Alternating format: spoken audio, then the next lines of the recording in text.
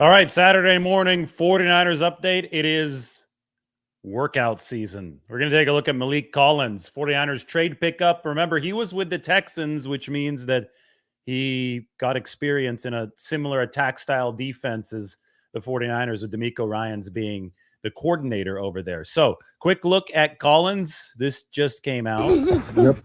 Keep it right there. Mm-hmm. Right there. Mm-hmm. Maliek Collins, interesting. 8.5 sacks over the past 2 years. Hasn't been quite as productive as Arik Armstead, who he's technically replacing, but he's been more durable. Armstead missed 13 games over the past 2 seasons. And I think that they hope that Collins' body type, it's a little less elongated than Arik Armstead's, a little bit wider.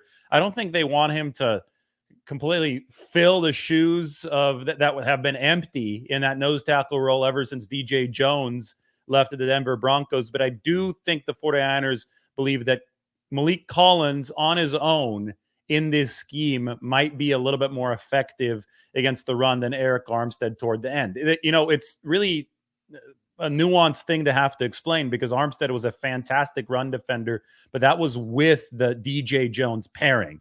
You had the very long, tall frame of Arik Armstead next to the fire hydrant of DJ Jones.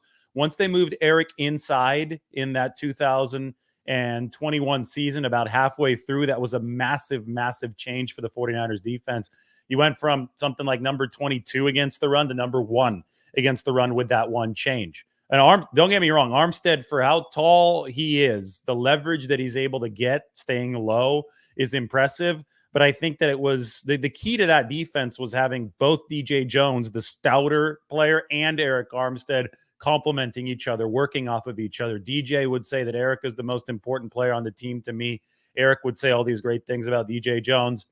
They lost Jones in free agency after 2021. That's when the run defense started taking a dip. Armstead was not the same run defender without DJ Jones in 2022, and especially not in 2023. And Armstead actually, it's funny because he delivered one of his best seasons, if not his best season, pass rushing in 2023.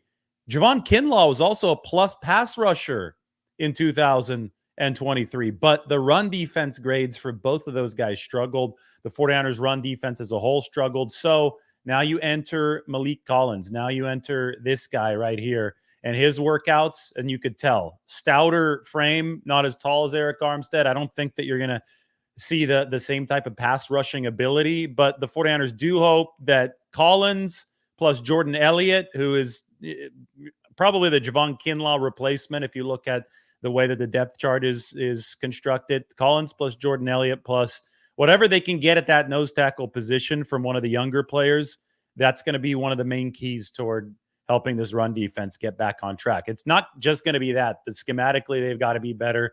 That's something that they've tried to address with firing Steve Wilks, obviously moving back to basics with Brandon Staley. But we have to talk about who's going to help from the linebacker level against the run, who's going to help from the safety level. We can talk about the draftee, Malik Mustafa, at the safety level.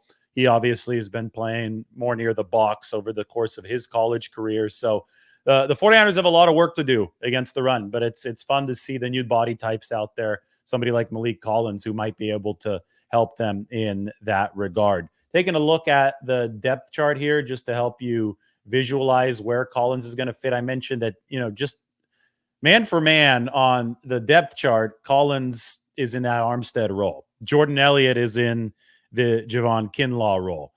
There still is nobody at the top of this lineup in the DJ Jones role. Javon Hargrave is a much better pass rusher than he is a run stopper. DJ Jones was really, really effective against the run for the 49ers. That's why, they hope that Kalia Davis can become a DJ Jones type player. And remember, for DJ, it wasn't until year 3 that he really rounded into form. 2019, that was the epic year for the 49ers defensive line.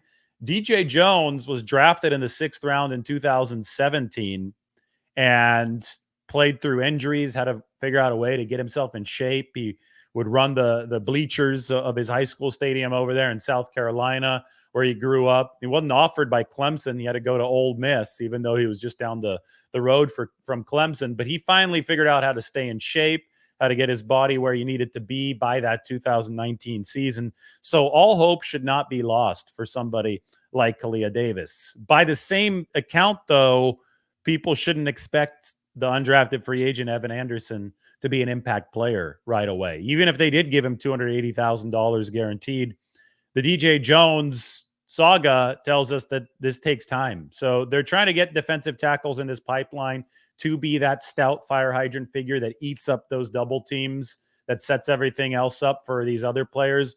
But it's not necessarily going to happen overnight. So they're hoping that 2 years of development has Kalia Davis ready for that. And then also there's Shaquille Brown. And I've said, Shaquille Brown might be the most physically imposing player on the 49ers team. And this guy is wide and he's strong and played for Tennessee last year, but he got hurt. He impressed the 49ers so much in a recent tryout that they brought him aboard to do the job. So Shaquille Brown, interesting player for the 49ers. They have three guys that are really contending to be in that defensive tackle spot. That's more of the nose tackle role. And, I've explained this before, but probably worth an explanation now.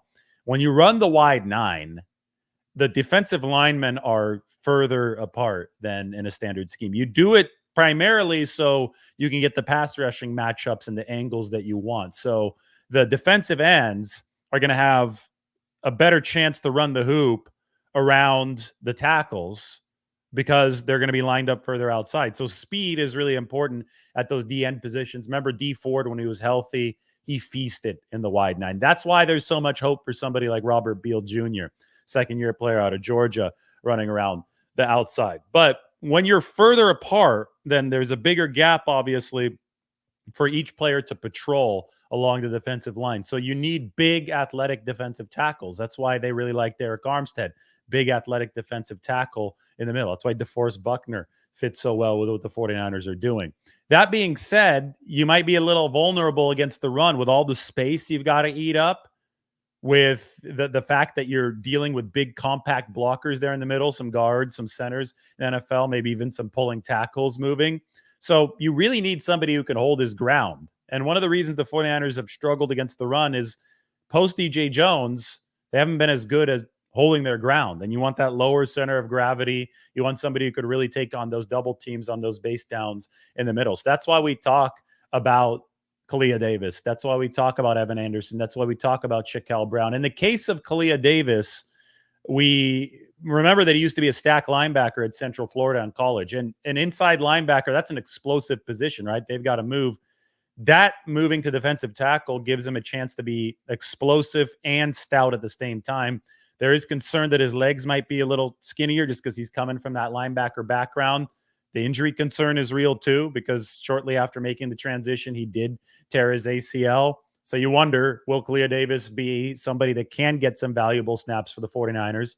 Even if not, though, Maliek Collins, that's somebody to keep an eye out for.